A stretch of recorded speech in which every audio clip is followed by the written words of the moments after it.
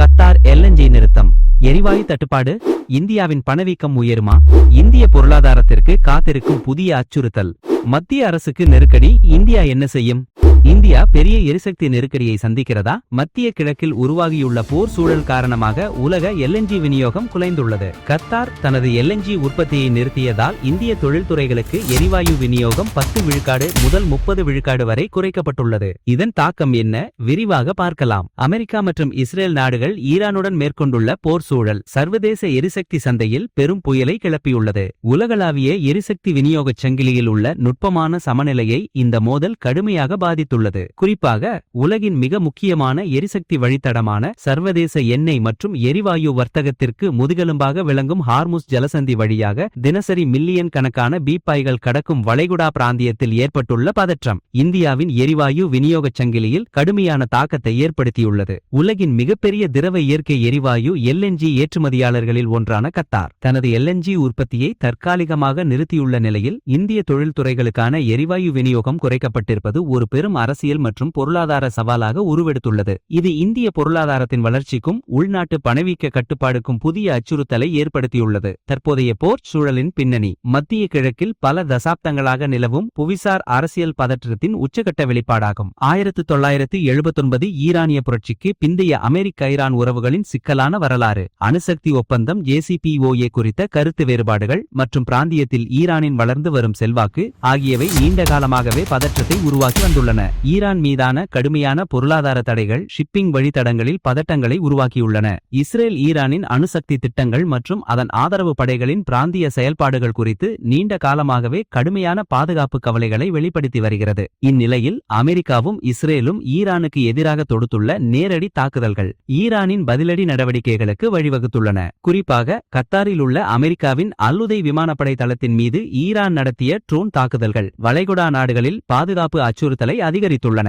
இந்த பாதுகாப்பு அச்சத்தின் காரணமாகவே உலகிலேயே அதிக எல்என்ஜி ஏற்றுமதியாளர்களில் ஒன்றான கத்தார் தனது அல்ஷஹீன் மற்றும் அல் ரஷீத் ஆஃப்ஷோர் தளங்களில் உள்ள எரிவாயு உற்பத்தி மற்றும் திரவமாக்கும் ஆலைகள் மீதான நேரடி அச்சுறுத்தலை கருத்தில் கொண்டு தனது எல்என்ஜி உற்பத்தியை தற்காலிகமாக நிறுத்தும் முடிவை எடுத்துள்ளது. இது உலகளாவிய எரிசக்தி சந்தையில் ஒரு குறிப்பிடத்தக்க வெற்றிடத்தை உருவாக்கியதுடன் கச்சா எண்ணெய் மற்றும் எரிவாயுவின் விலைகளில் கடுமையான ஏற்ற இறக்கங்களை ஏற்படுத்தியுள்ளது. இந்தியாவின் எரிசக்தி பாதுகாப்பிற்கு இந்த நிலைமை நேரடியாக அச்சுறுத்தலாக அமைந்துள்ளது. உலகளவில் 4வது பெரிய எல்என்ஜி இறக்குமதியாளராக இந்தியா உள்ளது. பெட்ரோலியம் மற்றும் இயற்கை எரிவாயு அமைச்சகத்தின் தரவுகளின்படி இந்தியாவின் மொத்த எரிவாயு தேவையில் சுமார் 50 விழுக்காடு இறக்குமதி மூலம் பூர்த்தி செய்யப்படுகிறது. இது ஆண்டுக்கு 30 மில்லியன் டன்களுக்கும் அதிகமாகும். இதில் கத்தார், அபுதாபி நேஷனல் ஆயில் நிறுவனம் ADNOC உள்ளிட்ட மத்திய கிழக்கு நாடுகளிடமிருந்துதான் இந்தியாவின் எல்என்ஜி தேவையின் பெரும் பகுதி பூர்த்தி செய்யப்படுகிறது. இதில் கத்தார் 2வது பெரிய விநியோக நாடாக உள்ளதுடன் பெட்ரோனட் எல்என்ஜி போன்ற இந்திய நிறுவனங்களுடன் நீண்டகால ஒப்பந்தங்களை கொண்டுள்ளது.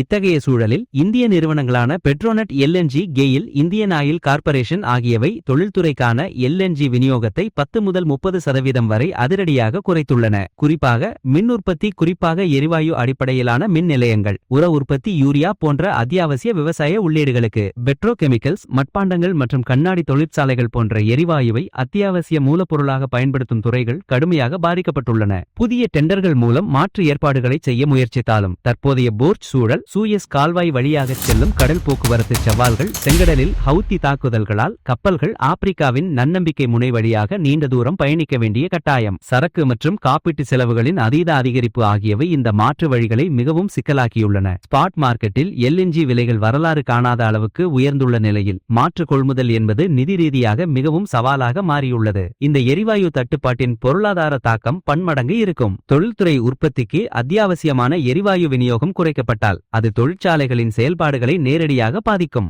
இதனால் உற்பத்தி செலவுகள் அதிகரிக்கும், உற்பத்தி விகிதங்கள் குறையும். இந்திய ரிசர்வ் வங்கியின் பணவீக்க இலக்குகளை அடையும் முயற்சிகளுக்கு இது பெரும் பின்னடைவை ஏற்படுத்தும். இது நாட்டின் ஒட்டுமொத்த பொருளாதார வளர்ச்சிக்கு பின்னடைவை ஏற்படுத்தும். மேலும் சரக்கு மற்றும் காப்பீட்டுச் செலவுகள் உயர்வால் இறக்குமதி செய்யப்படும் எரிவாயுவின் விலை அதிகரிக்கக்கூடும். இது உள்நாட்டு சந்தையில் பணவீக்கத்திற்கு வழிவகுக்கும். சர்வதேச நாணய நிதியம் IMF போன்ற அமைப்புகள் ஆற்றல் விலைகளின் உயர்வு இந்தியாவின் பொருளாதார வளர்ச்சியை பாதிக்கலாம் என எச்சரித்துள்ளன. குறிப்பாக உர உற்பத்தி, மின் உற்பத்தி போன்ற அடிப்படை துறைகளில் ஏற்படும் பாதிப்புகள் உணவு பாதுகாப்பு மற்றும் அத்தியாவசிய பொருட்களின் விலைகளில் நேரடி தாக்கத்தை ஏற்படுத்தும். சிறு மற்றும் நடுத்தர தொழில்கள் MSMEs பெரும்பாலும் குறைந்த மூலதனத்துடன் இயங்குவதால் இந்த நெருக்கடியால் பெரிதும் பாதிக்கப்படும் அபாயம் உள்ளது. இவை சந்தையில் அதிக போட்டித்தன்மையுடன் செயல்படும் திறனை இழந்து வேலை இழப்புகளுக்கு வழிவகுக்கலாம். சர்வதேச முதலீட்டாளர்கள் இந்திய பொருளாதாரத்தின் ஸ்திரத்தன்மை குறித்து மறுபரிசீலனை செய்யக்கூடும். இது அந்நிய நேரடி முதலீடுகளை FDI பாதிக்கலாம் மற்றும் இந்தியாவின் வர்த்தக கணக்கு பற்றாக்குறையை கரண்ட் அக்கவுண்ட் டெபிசிட் அதிகரிக்கலாம். இந்த நெருக்கடி ஆளும் அரசின் அரசியல் உத்திக்கு ஒரு சோதனையாக அமையும். எரிசக்தி பாதுகாப்பை உறுதி செய்வதற்கான அரசின் நீண்டகால திட்டங்கள், புவிசார் அரசியல் நெருக்கடிகளை எதிர்கொள்ளும் திறன் ஆகியவை மக்கள் மத்தியில் உன்னிப்பாக கவனிக்கப்படும். அரசு இந்த சூழ்நிலையை ஒரு வெளிநாட்டு பிரச்சினை என வர்ணிக்கலாம். மேலும் உலகளாவிய சவால்களுக்கு மத்தியில் இந்தியாவின் எரிசக்தி பாதுகாப்பை உறுதி செய்ய எடுத்து வரும் தீவிர ராஜதந்திர முயற்சிகளை எடுத்துரைக்கலாம். மாற்று விநியோக சங்கிலிகளை உருவாக்குதல். எடுத்துக்காட்டாக அமெரிக்கா, ஆஸ்திரேலியா போன்ற நாடுகளுடன் பேச்சுவார்த்தை. ராஜதந்திர ரீதியாக கத்தார் மற்றும் பிற மத்திய கிழக்கு நாடுகளுடன் ராஜதந்திர பேச்சுவார்த்தை நடத்துதல். உள்நாட்டு எரிவாயு உற்பத்தியை கிருஷ்ணா கோதாவரி படுகையில் ONGC மற்றும் ரிலையன்ஸ் நிறுவனங்களின் உற்பத்தி அதிகரிக்க முயற்சிப்பது. அதிகரித்தல் மற்றும் புதுப்பிக்கத்தக்க ஆற்றல் ஆதாரங்களில் குறிப்பாக தேசிய பசுமை ஹைட்ரஜன் இயக்கம் போன்ற திட்டங்கள் முதலீடுகளை தீவிரப்படுத்துதல் ஆகியவற்றை அரசு தனது பலமாக முன்னிறுத்தக்கூடும். மத்திய அரசு தனது அவசரகால கொள்முதல் நடைமுறைகளை தொடங்கி முக்கிய துறைகளுக்கு எரிவாயு விநியோகத்தில் முன்னுரிமை அளிப்பதன் மூலம் நெருக்கடியை சமாளிக்க முயற்சிக்கும். எதிர்க்கட்சிகளுக்கு இது அரசுக்கு எதிராக குரல் கொடுக்க ஒரு வாய்ப்பாக அமையும். எரிசக்தி பாதுகாப்பில் அரசின் மெத்தன போக்கையும் சர்வதேச உறவுகளில் இந்தியாவின் செல்வாக்கு குறைந்து வருவதையும் விமர்சிப்பார்கள். கியாஸ் தட்டுப்பாட்டினால் ஏற்படும் விலையேற்றம் மற்றும் தொழில்துறை தேக்கம் ஆகியவற்றை குறிப்பிட்டு பொதுமக்களின் சுமையை பற்றி பேசுவார்கள். இத்தகைய நெருக்கடியான சூழ்நிலைகளில் மக்களின் வாழ்வாதாரத்தை பாதுகாப்பதில் அரசு தவறிவிட்டதாக குற்றம் சாட்டி உடனடி நிவாரண நடவடிக்கைகளை அமல்படுத்த கோரக்கூடும். அரசின் வெளிநாட்டு கொள்கை, எரிசக்தி பாதுகாப்பு மூலோபாயத்தில் உள்ள ஓட்டைகள் குறித்து பாராளுமன்றத்திலும் பொது மேடைகளிலும் கடுமையாக விமர்சிப்பார்கள். தேர்தல் பிரச்சாரங்களில் இதனை முக்கிய அம்சமாக முன்வைக்க வாய்ப்புள்ளது. பொதுமக்களின் மனநிலை. இந்த எரிவாயு தட்டுப்பாடு அவர்களின் அன்றாட வாழ்க்கையிலும் பொருளாதாரத்திலும் ஏற்படுத்தும் தாக்கத்தை பொறுத்து அமையும். தொழில்துறை உற்பத்தி குறைந்தால் அது வேலைவாய்ப்புகளையும் பாதிக்கும் என்ற அச்சம் எழலாம். எரிவாயு விலையேற்றம் அத்தியாவசிய பொருட்களின் விலையை அதிகரிக்கக்கூடும் என்பதால் பணவீக்கத்தின் மீது தீவிர கவனம் செலுத்தப்படும். மின் கட்டணங்கள் அதிகரிப்பு, உர விலைகள் உயர்வு ஆகியவை விவசாயத்துறையை பாதிக்கும். போக்குவரத்து செலவுகள் அதிகரித்து சில்லறை வணிகம் பாதிக்கப்படலாம். அரசாங்கம் இந்த நெருக்கடியை சமாளிக்கும் விதமும் வெளிப்படைத்தன்மையுடன் தகவல்களை பகிர்ந்து கொள்வதும் பொதுமக்கள் மத்தியில் நம்பிக்கையை வளர்க்கும் அல்லது குறைக்கும்.